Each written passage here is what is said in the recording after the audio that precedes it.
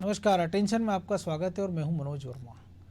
मध्य प्रदेश में कोरोना की दूसरी लहर पर ब्रेक लगने लगा है और 1 जून से राहत मिलने के संकेत भी मुख्यमंत्री शिवराज सिंह चौहान ने दिए हैं। लेकिन इस बीच प्रदेश कांग्रेस के नाथ यानी कमलनाथ सक्रिय नजर आने लगे हैं। कमलनाथ के बयानों पर भाजपा दिल्ली से लेकर भोपाल तक हमलावर है। कभी कमलनाथ किसानों के मुद्दों को भुनाने और आग लगाने की बात कह रहे हैं, तो कभी कोरोना से हुई मौतों का हिसाब मांगते नजर आ रहे हैं। इतना नहीं, कमलनाथ ने यह तक कह दिया है कि ये इंडिया कोरोना है। अब बीजेपी हमलावर है। कमलनाथ के 84 के दंगों की याद दिलाई जा रही है। गृह मंत्री नरोत्तम मिश्रा ने तो यह तक कह दिया है कि कमलनाथ की उत्पत्ति ही आग से हुई है। आज हम घटते कोरोना के मामलों के बीच बढ़ती सियासी तल्खी पर भी बात करेंगे, लेकिन उसके पहले देखिए हमारी खास रिपोर्ट।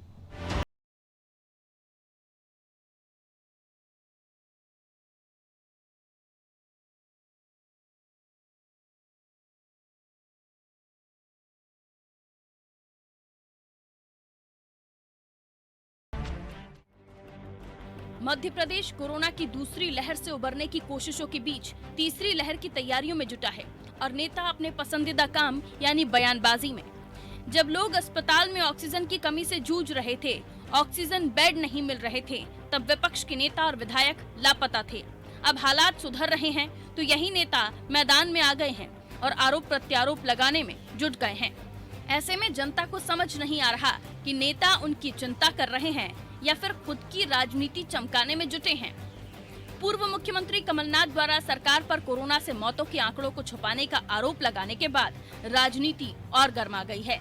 इस मुद्दे पर इंदौर के 2 दिग्गज नेता पूर्व मंत्री जीतू पटवारी और भाजपा विधायक रमेश मेंदोला भी कूद पड़े हैं।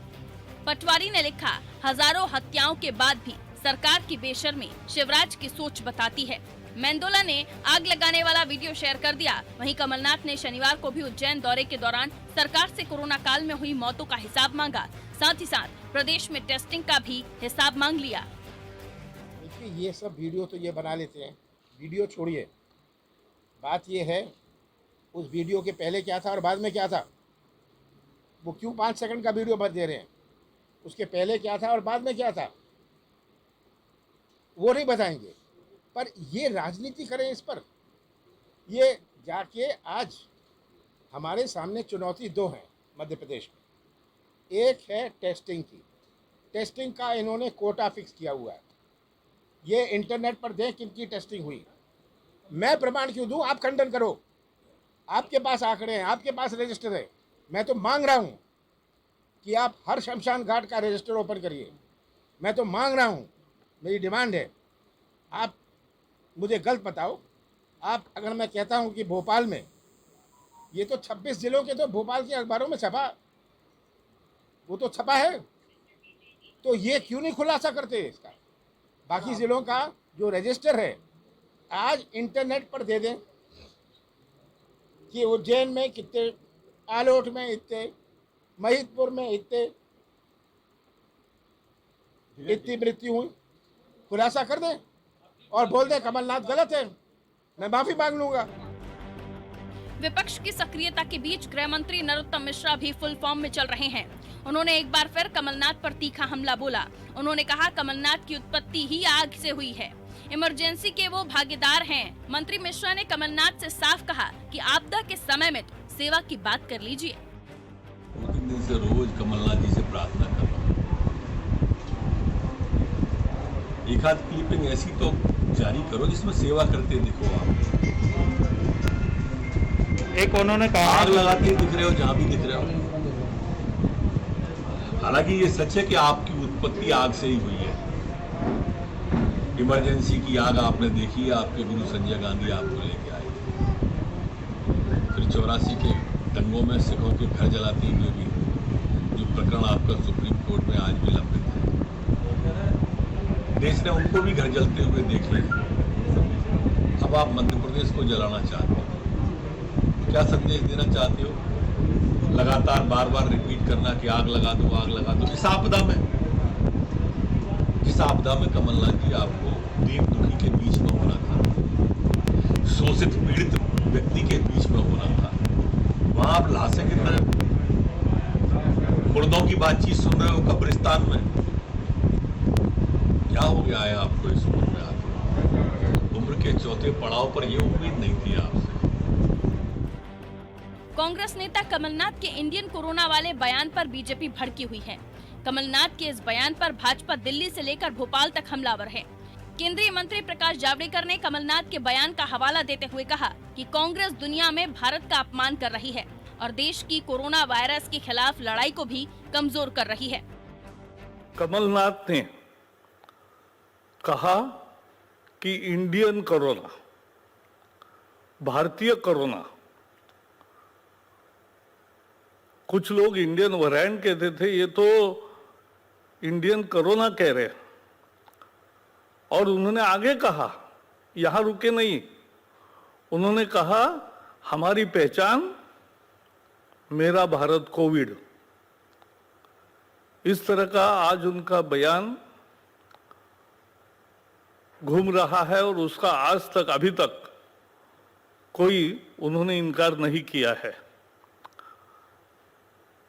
ये जो वाक्य है कि भारत की पहचान मेरा भारत कोविड, ये भारत का अपमान है। और ऐसे ही अनेक बयान कांग्रेस नेता दे रहे। अनेक नेताओं ने कहा ये इंडियन वेरिएंट है, जब वर्ल्ड हेल्थ ऑर्गेनाइजेशन ने साफ किया कि किसी देश का नाम नहीं दिया है किसी वेरिएंट को। वर्ल्ड हेल्थ ऑर्गेनाइजेशन ने ऐसा कोई निर्णय ही नहीं लिया है। वर्ल्ड हेल्थ ऑर्गेनाइजेशन ने ऐसा निर्णय ही नहीं लिया है। तो ये कांग्रेस के बयान क्या कहते हैं?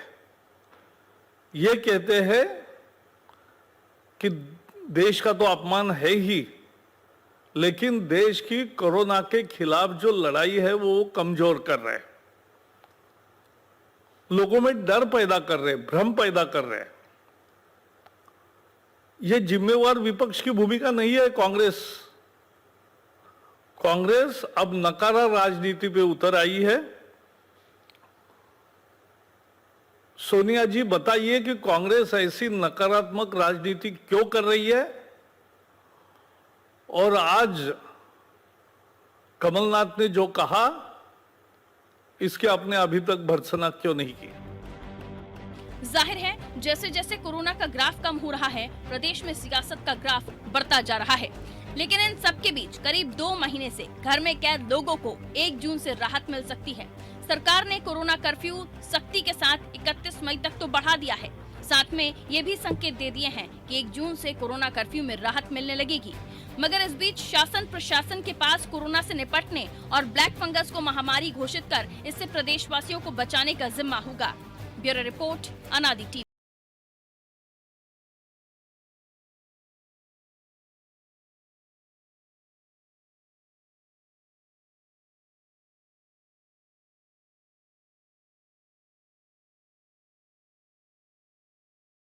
के मायने समझेंगे अनादि टीवी के एडिटर इन चीफ प्रकाश भटनागर और ब्यूरो हेड ब्रजेश चौकसे के साथ। सबसे पहले प्रकाश जी, आप ही के पास एक टूल किट का बड़े दिनों से एक चर्चा चल रही, दिल्ली से लेकर भोपाल तक, और एक कहावत भी है कि सठिया जाना।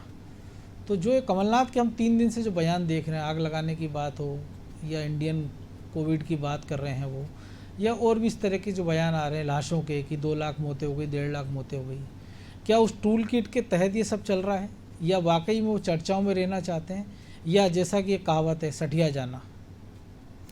देखिए, मुझे लगता है मनोज, आप जो 2-3 बातें कह रहे हैं वो सब कमलनाथ पे लागू होती है। सठियाने के दौर से तो वो बहुत आगे निकल गए। दूसरी बात, कांग्रेस का जो टूल किट है, जिस तरह से कांग्रेस इस मामले में राजनीति कर रही है, ये राजनीति का विषय नहीं है। कोरोना अनियंत्रित हुआ, अनियंत्रित होने के बाद सरकारी अव्यवस्थाएं सामने आई, यहाँ तक तो बात ठीक है, बिल्कुल। लेकिन अगर आप ये कहो कि सरकार ने हत्या कर दी, तो ये मुझे लगता है कि ज्यादती है। लोग इसके लिए, कोरोना की इस बदतर हालत के लिए खुद हम भी जिम्मेदार रहे, सरकार भी जिम्मेदार रही, राजनेता भी जिम्मेदार रहे। वो किसी एक पार्टी के नहीं है, बिल्कुल वो सभी के हैं। सभी ने बढ़ चढ़ के चुनावी रैलियाँ ये वो सब किया। पूरे 1 साल में देखने कई उपचुनाव हुए, चुनाव हुए, ये सब चीज़ों की सावधानी के साथ में वर्चुअल हर कोई भी पहल कर सकता था, निश्चित तौर पर। लेकिन ऐसा किसी ने भी नहीं किया। राहुल गांधी ने पश्चिम बंगाल में चुनाव प्रचार से आखिरी दौर में मना किया और उसके एक दिन बाद पता चला ना कि वो कोरोना पॉजिटिव हो गए। बिल्कुल। यानी उसके पीछे भी कारण क्या है वो एक दिन बाद पता चला। तो ये कांग्रेस, मुझे लगता है कि कांग्रेस इस हद तक अपना मनोबल खो चुकी है कि अब उसे समझ में नहीं आ रहा है कि वो अपनी वापसी कैसे करे। अब वो आज की तारीख में कुछ राज्यों को छोड़ दो जहाँ भारतीय जनता पार्टी और कांग्रेस के अलावा कोई तीसरी ताकत नहीं, जिसमें मध्य प्रदेश भी एक है। बिल्कुल। तो वहाँ तो कांग्रेस को लगता है कि लोग यदि भारतीय जनता पार्टी से नाराज होंगे तो हमारे अलावा किसके पास जाएंगे। लेकिन उत्तर प्रदेश जैसे बड़े राज्य में जहाँ अगले साल चुनाव है वहाँ कांग्रेस चौथे पाँचवें नंबर पे है और उससे जो बाकी विपक्षी दल है वो समझौता भी करेंगे या नहीं करेंगे, और करेंगे तो कितनी सीट देंगे। बिल्कुल, ये कांग्रेस बड़ा सवाल है। की वास्तविकता बताएगी। तो कांग्रेस जिस तरह से बात कर रही है, अब ये जो उन्होंने कहा कि ये भारत कोविड, बिल्कुल, जो प्रकाश जावड़ेकर कह रहे थे, तो मतलब मुझे लगता है कि कमलनाथ सटियाने से बहुत ज़्यादा आगे निकल गए। क्योंकि कल उन्होंने ये कहा था जी कि मेरे पास उसकी पेन ड्राइव है मौतों के। हनी ट्रैप कांड की। बिल्कुल। तो अब ये बताइए कि वो चूंकि मुख्यमंत्री थे, उनके मुख्यमंत्री कार्यकाल में हुआ था, उन्हें तो सब कुछ पता था, तो उन्होंने कार्रवाई करनी चाहिए थी। जो भी लोग दोषी थे, जो भी इस हनी ट्रैप कांड के अंदर फंसे हैं, ब्लैकमेल हुए हैं, वो सारे आरोपी हैं। आखिर में उन्होंने जो धन कमाया वो सरकार के भ्रष्टाचार से ही तो कमाया ना, सरकारी धन में बिल्कुल, भ्रष्टाचार से ब्लैकमेल का पैसा दिया है। घर से तो ऐसे किसी ने- लोगों पे भैया आपने कार्रवाई क्यों नहीं की? बिल्कुल, घर ये से किसी पहला ने दायित्व पैसे तो नहीं आप दिए ही का होंगे। बनता था। और तब ये कहा कि प्रदेश बदनाम ना हो जाए इसलिए नहीं कर रहा है ये कार्रवाई आगे। प्रदेश तो बदनाम हो ही गया, मतलब आप उस मामले में तो प्रदेश बदनाम हो ही गया। आप अंतर्राष्ट्रीय स्तर पे बदनाम कर रहे हैं, वो चलेगा कि इंडियन कोविड है, ये चीन का आप नाम नहीं ले रहे हैं, जबकि इसका बकायदा ये जो वेरिएंट है इसका बकायदा नाम है B165 बिल्कुल समथिंग है ना, इसका ये नाम दिया गया है। इसमें कहीं इंडियन वेरिएंट नहीं बोला उसको। बिल्कुल। लेकिन और ये एक उदाहरण है केजरीवाल का, जिन्होंने सिंगापुर सिंगापुर वेरिएंट का था, उदाहरण- इसको लेके शर्मिंदगी उठानी पड़ी। इसके बाद भी ये जो कुछ हो रहा है, तो अगर प्रदेश के मुद्दे पे आपको नाराजगी, अव्यवस्था, ठीक है, आप निशाना बनाइए, लेकिन आप एक नया नामकरण कर रहे हो और पूरे विदेशों में आप छवि खराब करने की कर रहे हैं देश की, तो इससे आपको लगता है कुछ हासिल हो पाएगा? देखिए, मौतों का जो वास्तविक आंकड़ा है वो निश्चित तौर पे बहुत सारे लोग कोरोना से नेगेटिव होने के बाद एक्सपायर हुए हैं। हम रोज देख दूसरे रहे हैं, साइड हमारे- इफेक्ट कई सारे, हमारे किसी को अपने अटैक है। परिचितों में देख रहे हैं कि जो कोरोना से ठीक होकर घर चले गए, बाद में उन्हें कोई साइड इफेक्ट के कारण, कोई हार्ट अटैक से, कोई किसी और अन्य कारण से बिल्कुल। एक्सपायर हुआ है। अब वो मौत कोविड में दर्ज हुई नहीं हुई, लेकिन वो उसका कारण कोरोना है, ये हम सबको समझ में आ रहा है। ऐसे कई सारे उदाहरण हैं। मुझे लगता है कि आप इसके अलावा भी घटनाक्रम देखेंगे जी। तो सरकार है, चाहे वो कांग्रेस की रही हो, चाहे भारतीय जनता पार्टी की हो, चाहे किसी और पार्टी की, वास्तविक आंकड़े मुझे लगता है कि किसी भी घटनाक्रम में मौत के सामने नहीं आते हैं। भोपाल गैस कांड जब हुआ था तब मध्य प्रदेश में कांग्रेस की और अर्जुन सिंह की सरकार थी। बिल्कुल। लोग कहते हैं कि 25,000 से ज़्यादा लोग मरे, 50,000 से ज़्यादा लोग मरे, लेकिन सरकारी आंकड़े तो 3200-3500 थे, आज तक ज़्यादा नहीं बढ़े कभी। बिल्कुल। और जबकि मौतें अभी तक हो रही हैं। और उस गैस पीड़ित अभी भी मर रहे हैं, वो गैस कांड के साइड इफेक्ट है, परिणाम भुगत के मर रहे हैं। तो वो वास्तविक आंकड़े कभी भी सामने नहीं आए। तो ये राजनीति करके कमलनाथ को मध्य प्रदेश में कुछ हासिल होगा, वो मुझे लगता नहीं। जो हासिल हुआ था वो उन्होंने खो दिया है, और उस खोने की पीड़ा में अब वो जो भी करें वो कम है। एक और चीज़ वो कह रहे हैं कि मैं प्रमाण क्यों दूं। कल तो वो कह रहे थे कि मेरे पास पूरे आंकड़े हैं, आज वो कह रहे हैं ब्रजेश जी कि मैं प्रमाण क्यों दी। ये तो सरकार खंडन कर रहे, रजिस्टर बताए, तो फिर आपका काम क्या, केवल आरोप लगाना? सरकार तो कह रही है कि जो आंकड़ा दे रही है आप मान नहीं रहे हैं। दूसरा वो कह रहे हैं कि इन्होंने जांचों का एक आंकड़ा फिक्स कर दिया, उससे ज़्यादा जांच नहीं हो रही है। और इसको उन्होंने ये भी कहा है कि सार्वजनिक पब्लिक डोमेन में आ जाना चाहिए, इंटरनेट पर आप डाल दीजिए। तो जो रोज़ सरकारी रिपोर्ट आती है जिससे पता चलता है कि आज कहाँ कितने पॉजिटिव आए हैं, उसमें ये है, कल की जो स्थिति है वो ये बताती है कि 70,000 के आसपास मध्य प्रदेश में कोरोना की जांच पहुंच गई प्रतिदिन। और 8 दिन पहले तक जब कोरोना एकदम पीक पर था, जब यही जांचें 60,000 62,000 थी। तो ये सब पब्लिक डोमेन में है कि कितने लोग ठीक हुए हैं, आज किस ज़िले में कितने बीमार हुए हैं, कितनी मौतें हुई हैं। तो इसके बाद अब उनको और क्या पारदर्शिता चाहिए? मुझे लगता है मनोज जी, कमलनाथ जी बहुत समय बाद कोरोना के कारण घर में थे और घर से अब निकले हैं, तो उनको सब चीज़ें नई लग रही हैं। उनको पता ही नहीं है कि पब्लिक डोमेन में पहले से ऑलरेडी सबके पास वो सूची आ रही है, आपके पास भी आती है, हमारे पास भी आती है, तमाम मीडिया के पास आती है और उसी के आंकड़े हम पेश करते हैं, रोज अखबारों में आते हैं, कब्रिस्तान के आंकड़े, उसके आंकड़े, जांच के आंकड़े। जांच जब बढ़ गई है, बिल्कुल, आप देखिए, हम मान लेते हैं कमलनाथ जी के आरोप के भाई जांच आपने कम कर दी है, सीमित कर दी है, लेकिन आप मौत के आंकड़ों को तो नहीं झुठला सकते हो। जो हम कब्रिस्तान से ला रहे हैं, जो शमशान घाट से ला रहे हैं, जो मीडिया लेके आ रहा है, वो नहीं, वो आंकड़े तो कम हो रहे हैं, जिनकी वजह से हम कह रहे थे कि लगातार मौतें ज़्यादा बढ़ रही हैं, वो मौतें भी कम हुई हैं। तो निश्चित तौर से अस्पतालों में भी भीड़ कम हुई है।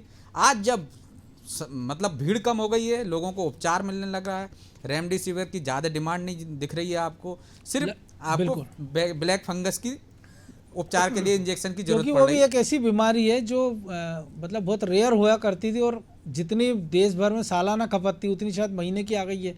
इसका एक बड़ा कारण ये उसकी उपलब्धता ही नहीं, इंजेक्शन उसकी की उपलब्धता नहीं है, बने ही नहीं है, उतनी डिमांड ही नहीं थी, तो उसका उत्पादन ही उतना नहीं हो रहा था। ऑर्डर दिए हैं, उत्पादन होगा, जब तक दूसरे वैकल्पिक उपचार किया जा रहा है, उससे वैकल्पिक जो दवाएं हैं उनसे उपचार शुरू कर दिया है मध्य प्रदेश में भी, भोपाल में भी। मुझे लगता है कमलनाथ जी को पहले पूरी देख लेना चाहिए था, वो अभी तक तो घर से बयान जारी कर रहे थे, और जब कोरोना खत्म हो गया, मतलब एक तरह से हम अनलॉक की दिशा में बढ़ रहे हैं, हो सकता है हम 1 तारीख को अनलॉक हो जाए, धीरे धीरे खुलना शुरू हो जाए, तब उनको लगा कि अब राजनीति करने का सही उम्मीद, क्योंकि अब तक तो शांत बैठे थे, तो अब ये एक राजनीति तो करना ही है, तो प्रदेश में सक्रियता तो दिखाना ही है कि कल को लोग कहने लगे कि क्या कर रही थी कांग्रेस ने, क्या किया कोरोना संक्रमण के दौरान। तो मुझे लगता है कि कमलनाथ जी उसी रणनीति के तहत एकदम अचानक ज़्यादा तेज़ी से सक्रिय हो गए, बैठ के लेने लगे। अंतिम दौर में जब कोरोना खत्म होने की दिशा में दूसरी लहर पे हम अंकुश लगा लिया सरकार ने, तब बैठकें शुरू हो गई हैं, दौरे शुरू हो गए, उनका डर खत्म हो गया कि अब वो भी संक्रमित की श्रेणी में जाके बिना मास्क के फोटो खिंचवा रहे हैं। तो मुझे नहीं लगता कि उनको किसी और चीज़ की चिंता है, वो सिर्फ राजनीति चमकाना चाह रहे हैं, या हो सकता है कि दिल्ली से कोई संकेत मिल गए हों उनको कि अब बदलाव होगा कोरोना के बाद से। आज एक वो थ्योरी भी लेकर आए हैं कि जो मास्क लगाते हैं बार बार, उसके कारण ब्लैक फंगस हो रहा है। तो शायद कुछ या तो कोई एक बहुत बड़े जानकार लोगों की टीम उनके साथ जुड़ गई जो इनको नई नई इनोवेटिव चीज़ें बता रही है कि जो WHO को भी नहीं पता, ICMR को भी नहीं पता है, उनको पता है। मनोज जी, यूएस के एक डॉक्टर हैं जो लोगों की फ़ोन पर मदद कर रहे हैं, उन्होंने कहा है कि ब्लैक फंगस तो पहले से ही था, और ये इसका एक सबसे बड़ा रीज़न उन्होंने बताया कि जो हम ऑक्सीजन सिलेंडर थे जो हमने फैक्ट्रियों में चल रहे थे, जिनका यूज कर रहे थे, उनको अपन ने मेडिकल में यूज कर लिया, इंडस्ट्रियल वाले सिलेंडरों का यूज ऑक्सीजन, और जो मेडिकल में वेल्डिंग वालों को उनको यूज कर लिया, उसकी वजह से ये तेजी से फैला है, ना कि इसके दूसरे कारण है। और उसमें जो डिजिटल पानी उपयोग किया जाना चाहिए था, उसकी जगह आपने तो सादा पानी उपयोग कर लिया। तो ये 2 बड़े कारण हैं जिसकी वजह से ब्लैक फंगस तेजी से बढ़ा हुआ है, ना कि उसके अन्य कारण है कि जैसे मास्क लगा लिया आपने, इससे कैसे ब्लैक फंगस हो जाएगा। प्रकाश जी, जो एक बात की ब्रजेश जी ने, दिल्ली फंगस को रोकेगा, बिल्कुल दिल्ली की जो बात हो रही है, तो क्या ये मान लिया जाए उनको पता है कि दिल्ली में अब ऐसा कोई है नहीं जो कमलनाथ को हिलाए, और मध्य प्रदेश में लगभग उनको कोई चुनौती है नहीं, क्योंकि दिग्विजय सिंह एकदम शांत बैठे हैं। तो हो सकता है कि जंगल में सन्नाटा देख के ये नहीं सोचना चाहिए, हो सकता है शेर सो रहा हो। तो दिल्ली में उनकी नज़र है कि 1 महीने 2 महीने बाद, ऐसा कांग्रेस ही कह रहे हैं कि चुनाव होंगे, हालांकि कांग्रेस में चुनाव होना मतलब संभव है नहीं ये चीज़। साल के लिए उन्होंने टाल ही दिए, सोनिया गांधी अध्यक्ष बनी रहेंगी मनोज। तो वहाँ किसी और पद पर उनकी नज़र, देखिए वो वहाँ पर रहें चाहे यहाँ पर रहें, कांग्रेस का कोई भला आप कमलनाथ करने से रहे। एक तो कांग्रेस वैसे ही दिक्कत में, पूरी अकेले कमलनाथ दोषी नहीं है, पूरी कांग्रेस पे ही उस उम्र के लोग हावी हैं जो कमलनाथ की उसमें। अब मध्य प्रदेश में भी हम 2 ही लोगों की बात करते हैं, दिग्विजय सिंह की और कमलनाथ की। बिल्कुल, तीसरा नाम और कौन है, बाकी नेता कहाँ हैं, तीसरा नया नेतृत्व आपके पास कहाँ है। आप कैसे सरवाइव करोगे राजनीति के अंदर जब आपके पास नई लीडरशिप ही नहीं है। तो आपके कुल मिला के जो नेता हैं वो अपनी जगह छोड़ना नहीं चाहते हैं।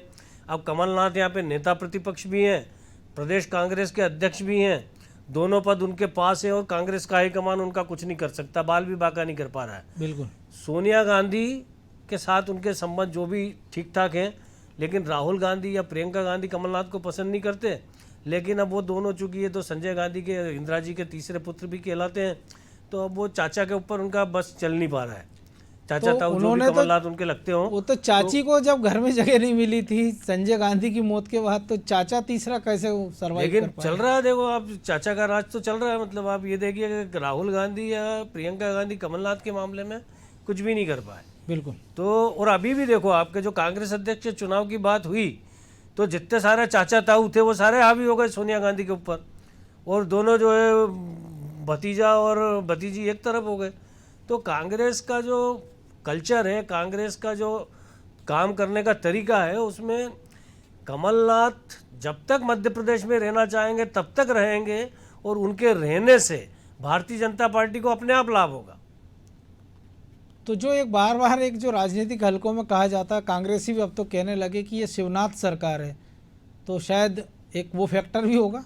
है मुख्यमंत्री देखिए, शिवराज सिंह चौहान वैसे भी जो है बड़े मतलब अलग तरह के राजनीतिज्ञ हैं, और उनके सभी से संबंध जो है बड़े सामान्य और अच्छे रहे हैं। पिछले जो नेता प्रतिपक्ष थे उनसे भी उनके संबंध ठीक थे। अजय सिंह ने उनके खिलाफ बहुत तल्खी के साथ में नेता प्रतिपक्ष का दायित्व निभाया था, उसके बावजूद भी अजय सिंह और शिवराज सिंह चौहान के संबंध सामान्य हैं। तो मुझे लगता है राजनीति एक अलग विषय है, व्यक्तिगत संबंध एक अलग है।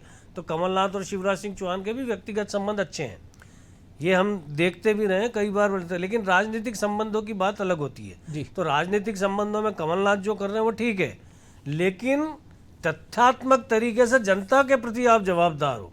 आप कुछ तो भी आरोप लगा रहे हो तो जनता उसको मानेगी नहीं, या मान भी लेगी तो उसे खारिज कर देगी, क्योंकि आपके नेतृत्व को स्वीकार नहीं किया है।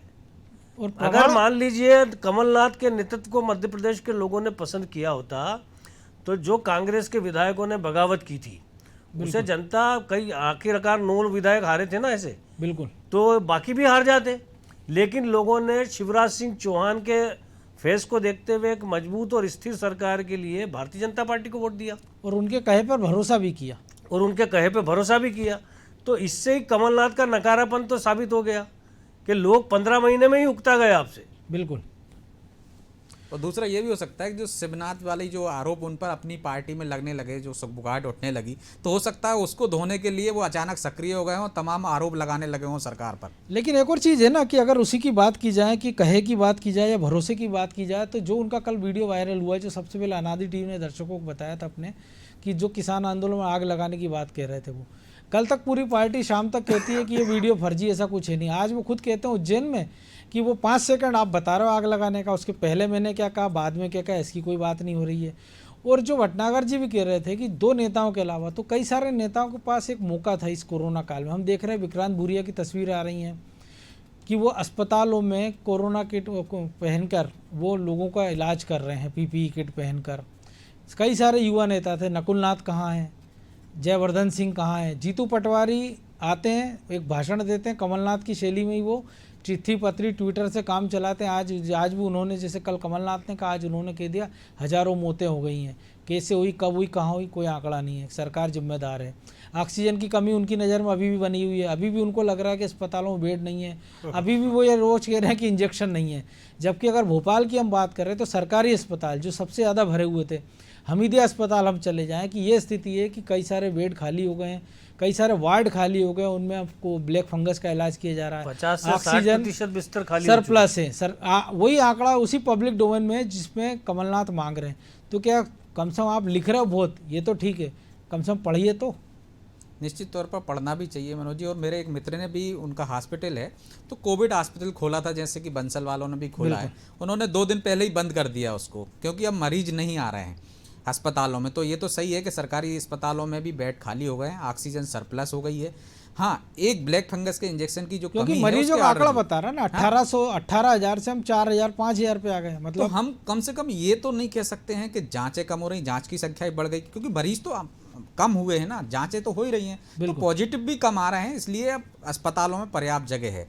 तो ये तो जैसा आपने भी कहा है कि कांग्रेस के विधायक देख नहीं रहे, सिर्फ बयानबाजी कर रहे हैं। वो जाते अपने क्षेत्र में, जिस तरह से विक्रांत भूरिया की आपने बात की, वो डॉक्टर हैं, वो पहले से भी वो उपचार करते आए हैं। और कोरोना काल में हमने देखा कई, जैसे एडिशनल SP है इंदौर के, वो दिन में ड्यूटी करते हैं, पुलिस की ड्यूटी निभाते हैं, और फिर उसको पर्याप्त जो टाइम बचता है ड्यूटी के अलावा उसमें मरीजों को देखते हैं। राजगढ़ के विक्रांत भूरिया की तो तारीफ करना पड़ेगी कि आप राजनीति के साथ अपने पेशे के साथ भी न्याय कर रहे हैं। बिल्कुल, कि आप अगर MBBS डॉक्टर हो तो आप वो भी काम कर रहे हो, राजनीति भी कर रहे हो। विक्रांत भूरिया ने कोई आरोप नहीं लगाया, बिल्कुल, वो भी युवक कांग्रेस के प्रदेश अध्यक्ष है। और अजय विश्नोई जिन्होंने अपने अस्पताल में सर्विस टैक्स नहीं लिया, जनता से कि 150 रुपये में इंजेक्शन लगाया 250 की जगह। ये उदाहरण भी है राजनीति में, कांग्रेस से भी बीजेपी से भी, ऐसा नहीं है। लक्ष्मण सिंह ने गाड़ी दे दी अपनी कि एम्बुलेंस नहीं मिल रही थी तो उन्होंने अपने विधानसभा क्षेत्र में गाड़ी दे दी कि जो मरीज हैं उनको ले जा सकते हैं अस्पताल से घर। तो देखिए काम करने वाले भी हैं राजनीति में, चाहे वो कांग्रेस में हो चाहे भाजपा में। हमने देखा बिल्कुल, हम तो इसीलिए सबका और किसी भी काम करने वाले ने इस तरह के कोई आरोप नहीं लगाया किसी भी पार्टी का हो। हम देखते हैं राजगढ़ का किस्सा, हमने अपने कार्यक्रम में ही बताया था कि कलेक्टर एसपी ने वेंटिलेटर किस प्रकार सुधार है, क्योंकि इन्होंने जो पढ़ा था उसका सदुपयोग वो कर रहे हैं। तो निश्चित तौर पे एक सकारात्मक वातावरण भी बनाने वाले लोग हैं, वो कांग्रेस में भी है, बीजेपी में है। लेकिन आप बेवजह की राजनीति कर रहे हो, मुझे समझ में नहीं आ रहा है कि आप किस लिए क्या कहना चाह रहे हो, इससे आपको क्या फ़ायदा नुकसान होगा, इससे आपकी विपक्ष की छवि कहाँ पे प्रभावित हो रही है, कि आप एक अच्छे विपक्ष के तौर पे काम कर रहे हो। क्योंकि लगातार सरकार तो हमेशा व्यवस्थाओं में कमी रहती ही रहती है, चाहे किसी की भी सरकार हो। बिल्कुल एकदम से, और कोरोना की दूसरी लहर तो जिस तरह से आई थी वो तो सबकी अपेक्षा के विपरीत थी। तो उस स्थिति के अंदर तो आप कल्पना ही नहीं कर सकते कितनी अव्यवस्थाएं थी, लेकिन उनको काम करके कंट्रोल किया ना। बिल्कुल काम करके कंट्रोल किया, धीरे धीरे चीज़ों को सुधारा, जो जो कमियां थी दूर की। यही किया जा सकता है। अब तीसरी लहर के लिए जो सबक हमने सरकार ने लिए हैं, और तीसरी लहर के सबक के बाद तीसरी लहर कैसी आएगी, कब आएगी, क्या होगा, इसके बारे में कोई कुछ नहीं जानता। लेकिन हम अपनी स्वास्थ्य सुविधाओं को किसी भी परिस्थिति के लिए तैयार कर सकें, इतना समय हमारे पास है। बिल्कुल। तो हम अगर तब भी अव्यवस्था फैलती है तो हम इसके लिए सरकार को बाकायदा कोस सकते हैं, सरकार पे आरोप लगा सकते हैं, लेकिन इसके लिए हम सरकार को बराबर चेताएं कि वो तीसरी लहर के लिए प्रॉपर इंतजाम करके रखे।